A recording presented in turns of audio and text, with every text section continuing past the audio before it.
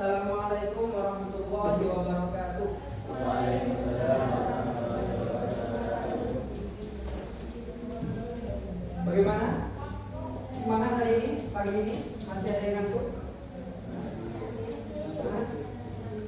Masih ada yang belum sarapan?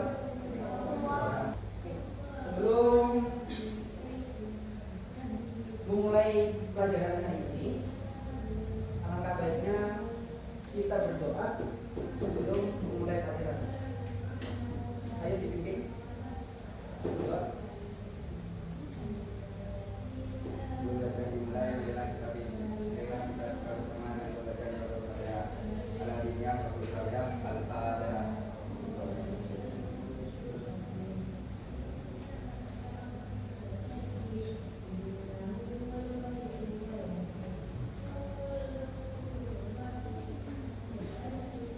Karena masih banyak yang ngantuk dan masih banyak yang belum datang. Ini masih belum ada. Ini masih ada yang belum datang.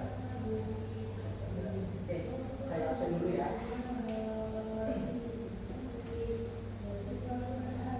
Dina Namira kemana?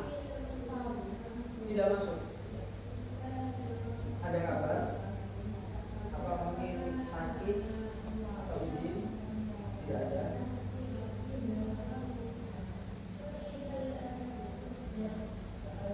Isfa Al-Diana ada. Naufal tidak masuk lagi. Tidak masuk. Ilham Ramadan tidak masuk juga. Nikita Ramadhani tidak masuk mana? Izin apa sakit? Lupa.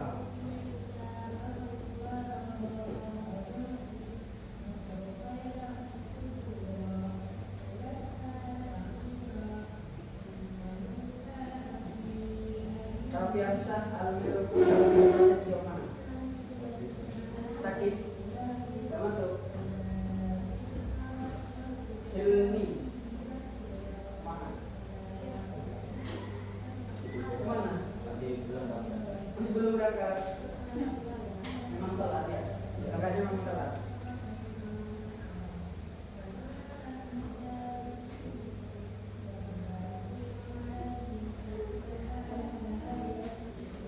Sebelum masuk dalam pelajaran,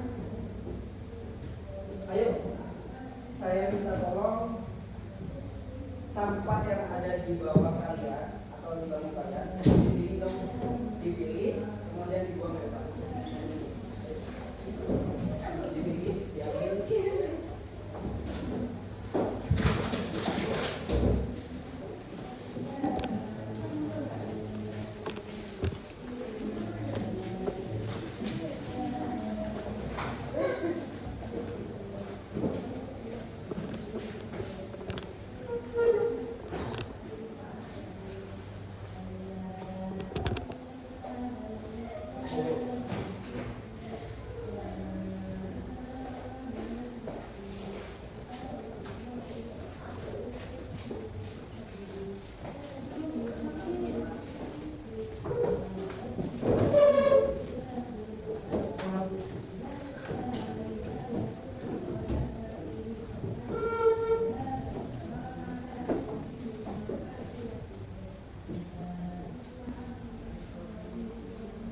Yang kedua, sebelum mengawali pelajaran, handphone mohon dikumpulkan di depan. Handphone mohon dikumpulkan di depan semua. Kumpulkan di depan.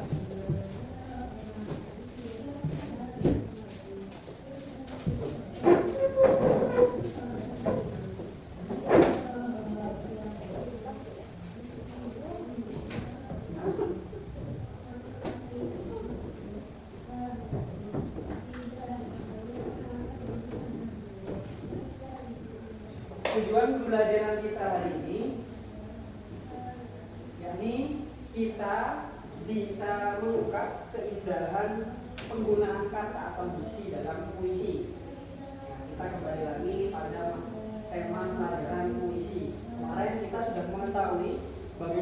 puisi itu dibuat, bagaimana bentuk dan struktur puisi, dan bagaimana puisi tersebut dilakukan. Hari ini kita akan belajar penggunaan kata dalam puisi dan juga majas.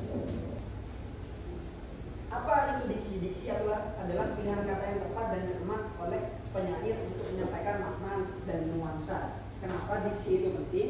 Karena diksi itu menentukan emosi, ritme, dan kejelasan pesan dalam puisi.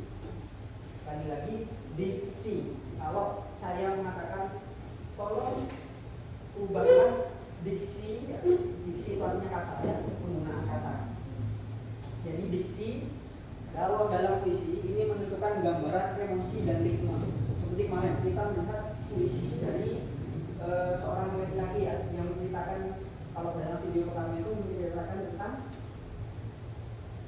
reformasi Indonesia. Kalian kan pasti yang melihat ada yang merasa lucu kan, karena ekspresinya kan. Nah ternyata tiba-tiba dalam satu tampilan puisi itu ada beberapa macam mimik wajah dan emosi yang dirasakan. Ada yang menggebu-gebu. Kemudian ada beberapa majas, ya. Kalau ini majas yang penting, bisa kita lihat majas yang selalu ada, yang umumnya sering muncul dalam puisi. Ini ada juga majas metafora, simile, dan juga personifikasi. Lalu yang kedua, majas tambahan ini tidak selalu ada. Akan tetapi banyak dari beberapa model puisi yang menggunakan majas ini, akan tetapi tidak semua. Yang pertama adalah hiperbola, yakni melebih-lebihkan untuk efek dramatis. Ini biasanya kita sebut dengan majas alay, majas hiperbola, terlalu dilebih-lebihkan sehingga terlihat dramatis. Kemudian ironi, dan seperti contohnya tangisnya membanjiri dunia, suaranya mengalahkan suara speaker masjid. Nah, itu adalah majas hiperbola, sesuatu yang dilebih-lebihkan. Kemudian yang ironi menyatakan kebaikan dari maksud sebenarnya, atau ejekan untuk ejekan atau kritik konteks menentukan makna. Nah, jika ini simile, majas simile ini adalah majas untuk memuji atau menggambarkan sesuatu yang baik. Nah, kalau ironi berbeda. Ini adalah majas yang menyatakan kebalikan dari maksud sebenarnya untuk ejekan atau kritik. Contohnya,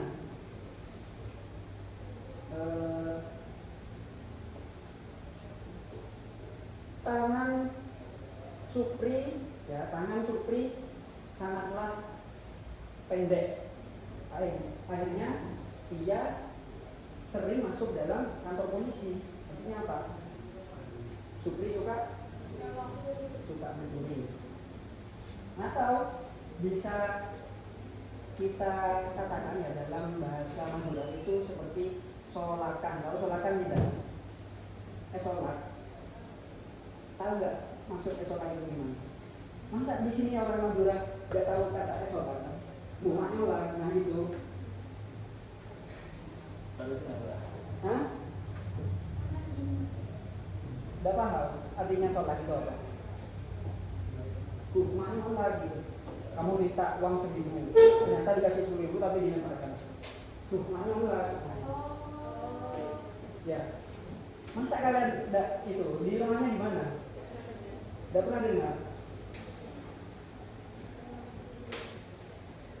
Atau sebuah majas yang mengungkapkan bahwa ini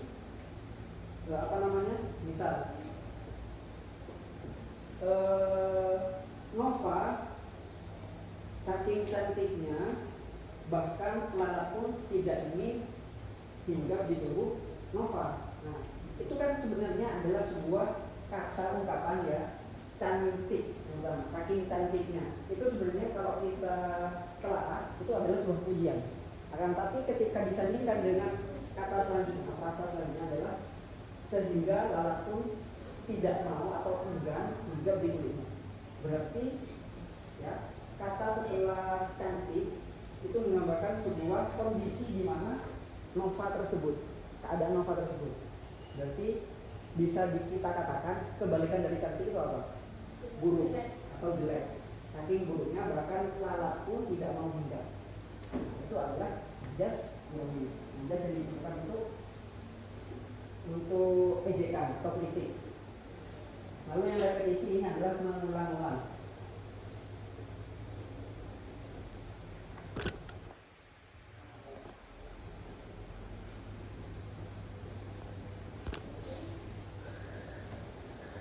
Jadi seperti itu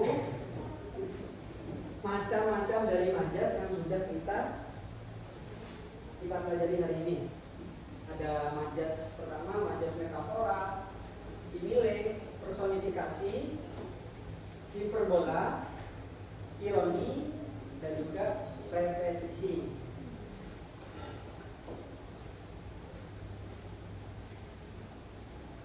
Ayo bangun, yang tidur bangun, cuci wajah terlebih dahulu. Ayo, yang bangun, yang tidur ayo. Ayo ke kamar mandi dulu. Kamar mandi dulu lalu kembali ke sini.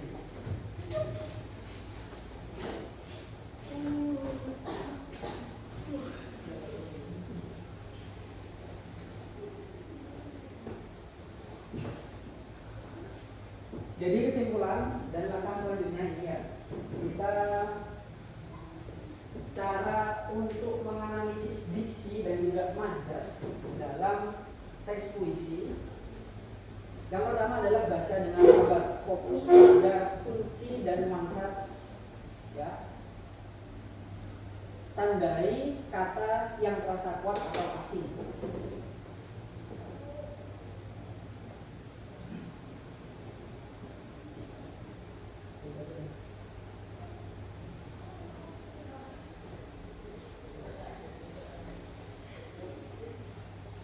Kemudian yang kedua, cara mengidentifikasinya. Jadi temukan metafora, tadi sudah saya jelaskan majas metafora, simile, majas personifikasi, dan fungsi tiap majas. Yang ketiga, praktik menulis puisi. Oke, dengan memahami diksi dan majas. Dengan memahami diksi dan majas, saya harap kita bukan hanya membaca puisi, akan tetapi kita juga merasakan dan menciptakan makna, ya, dalam sebuah puisi. Mungkin ada pertanyaan dalam konteks puisi hari ini? Silakan. Boleh angkat tangan? Iya. Boleh. Apakah puisi bisa dijadikan kritik sosial? Apakah puisi bisa dijadikan media kritik sosial? Apakah puisi itu bisa dijadikan media untuk mengkritik sosial atau tingkah laku ya? Sebelum saya menjawab, mungkin ada dari kalian yang bisa menjawab pertanyaan dari kalian. Yuk.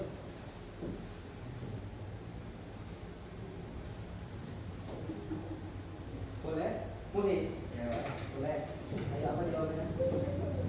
untuk pertanyaan tersebut menurut saya itu puisi sangat bisa dijadikan untuk menjadikan kritik sosial media dengan bahasa yang estetis. Nah, ya. Boleh. Masuk akal. Jadi benar dengan apa yang dikatakan oleh Munis. Tepuk tangan dulu. Jadi puisi selain hanya untuk mengungkapkan sebuah perasaan atau mengekspresikan tentang perasaan yang dituangkan dalam tulisan, puisi juga bisa menjadi media kritik sosial. Ya.